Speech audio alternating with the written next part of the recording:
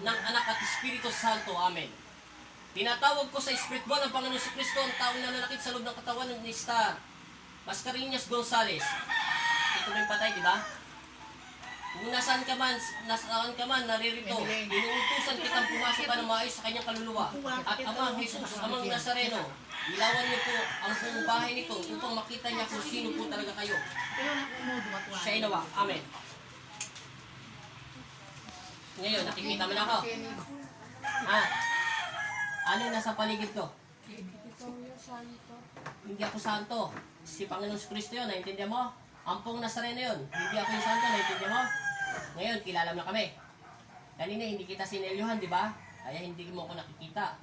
Ngayon, ang paliwanag ko sa'yo. Bakit ka nasa loob ng katawan ng batang ito? Anong gusto mong gawin? Anong ba gusto mong ipaliwanag? Ano yung mga anak mo? Ilan ang anak mo? Ilan ang panganay mo? 11 ang panganay mo. Yung bunso? Magdadalawang taon. Bali, sumanib ka sa taong ito para ipaiwatig mo na walang magbabantay sa anak mo. Hindi ka pa ba nakakakit sa langit? Wala pa sumusundo sa'yo? Ang aking ama magpapasya, pero hihilingin ko na patawarin ka ng taong nagagalit sa'yo. Naintindihan mo? Pero ang Diyos pa rin ang magpapasya. Naintindihan mo? Hindi ako, hindi rin ikaw. Pag meron ka nakitang bata, pero hindi ko sasabihin sa'yo, 2 o 3 bababa sa'yo, kailangan malaman mo na saan yung talaan o aklat na hawakan nila. Pag hindi mo nakita yon, ibig sabihin hindi ka pinahintulutan ng aking ama, pero makikiusap ako sa kanya. Naintindihan mo? Sige, anong pangalan mo? Pangalan mo? Rowena ano? Yun lang alam mo pangalan? Hindi mo alam apelido mo? Sige, kasi patay ka, talagang hindi mo makikita lahat yon. Ito na lang, makikipag-usap ako sa'yo ng maayos. Ikaw patay. Kailan ka namatay? Hawak mo siya, baka mag... Kailan ka namatay?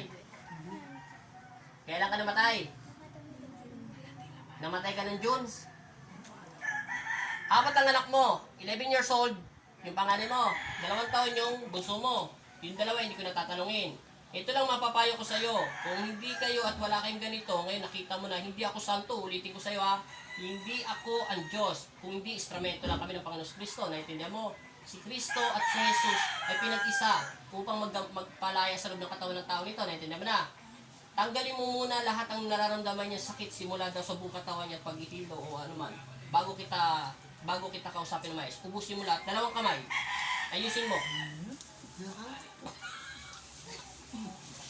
Anong pangalan niya daw? Rowena. Rowena.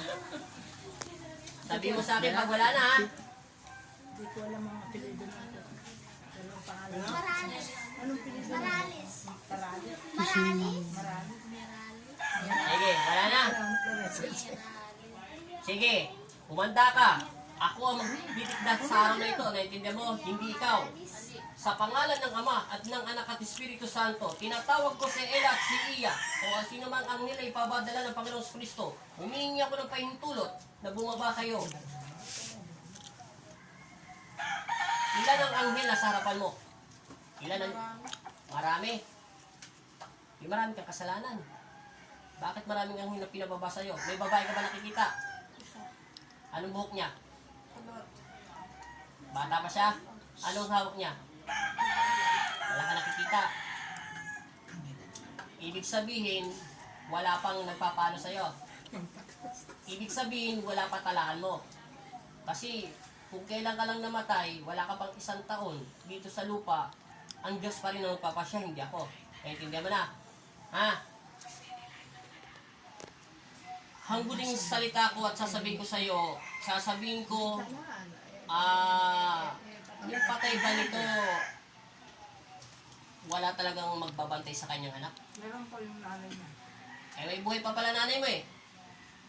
Bahala na sila ron. Pero ang Diyos pa rin ang magpapasya, naintindihan mo. Alis ka na sa loob ng katawan niya, pero palalayain kita. Yung mga anghel na sa paligid mo, sila ang magdadikla, naintindihan mo. Hindi ako ha. Kasi wala kang nakita doon sa talaan ni Ella. Ibig sabihin, hindi ka pa handa. Ha? At ito na lang ang gagawin ko sa'yo, ha? Huwag mo na siyang guguluhin, ha? Pakiusap. Sige. Sa ngalan ng Ama at ng Anak at Espiritu Santo, siya'y nawa. Sa pangalan ni Jesus, binabasbasan kita na sumalangit nawa ang iyong kaluluwa at manahimik ka na sa tahanan ng aking Ama na si Jesus, na Panginoong mo rin. Panginoong Jesus sa tamang Nazareno, muli ako'y humihiling sa inyo at pananalig at pananampalataya. Naway nakikiusap ako bilang instrumento nyo ng Panginoong Kristo. Basbasan mo po na mapagpala yung kamay ang kaluluwang nito upang sumalangit nawa sa kaluluwa. At ito'y umakyat na to sa langit at manahimik na sa inyong tahanan. At alisin ang kanyang galit at magpatawad na siya sa kanya. Patayan, sa pangalan ng Ama, ng Anak at Espiritu Santo, sumalangit nawa ang iyong kaluluwa. Sa pangalan ni Jesus, siya'y nawa. Luwalhati sa Espiritu Santo, humayo ka at lumayas ka na sa loob ng katawan ng taong ito. Amen. Ginigising ko si Star Mascareñas Gonzales. Amen.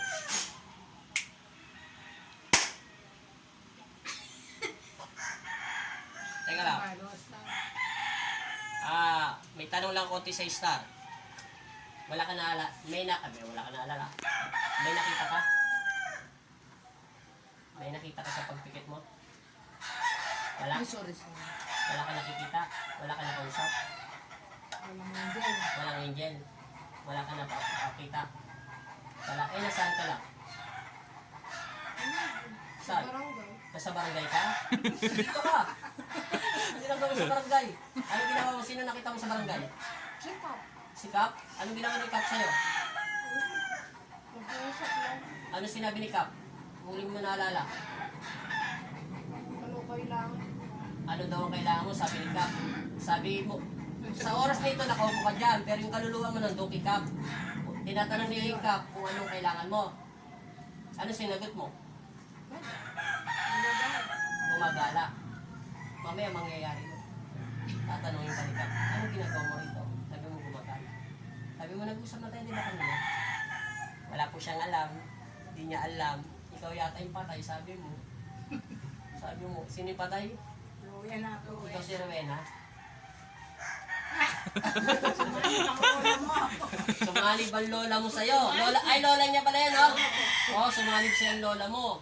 Puntahan mo daw yung anak niya. Minsan tingnan mo. Lola mo sumalib si Rowena. Oh. Pwede mo sila, oh.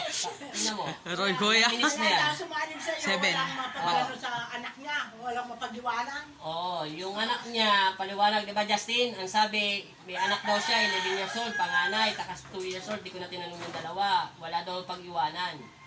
Kaso ang Diyos pa rin ang magpapasya kung anak siya kasi wala siyang talaan eh. Ibig sabihin, hindi pa nakalista, marami pang namatay. Sunod-sunod yun. Wala pa kasi dapat yun. Nakita niya sila. Nandito pa siya. Kasi wala pa siyang 100 days ba na mamatay? Wala pang 40 days? Wala pa. O wala pang 40 days. Paikot-ikot pa lang siya. Ano, sa 12, dun pa lang. O kaya pala wala palang talaan eh. 40 days, wala pa palang 40 days. Wala pang kamatayan niya 40 days. Kaya sumalib yung lola niya. Namatay. Sumasalig sa kanila. Nanghihingi ng tulong para bantayan o tingnan-tingnan yung anak niya. Hindi niya tanggap ang kamatayan niya. Yung namatay, hindi niya patanggap. Kausap mo si Cap doon sa inyo. Maiwanan yung anak niyang maliit. Hindi mo alam, nandito ka, pero kaluluwa mo, kausap mo si Cap. Tinanong siya ni Cap kung anong ginagawa mo. Gumagala. Mamaya, balay mo mangyari yung susunod na araw. Tatanong ka, Star, anong ginagawa mo rito? Naggagala. Ikaw ba si Rowena?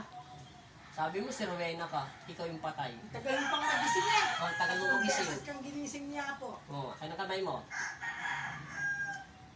Pinawisan siya. Pawisang malagkit. Painumin ng tubig. Ay, tubig. Ay, dan.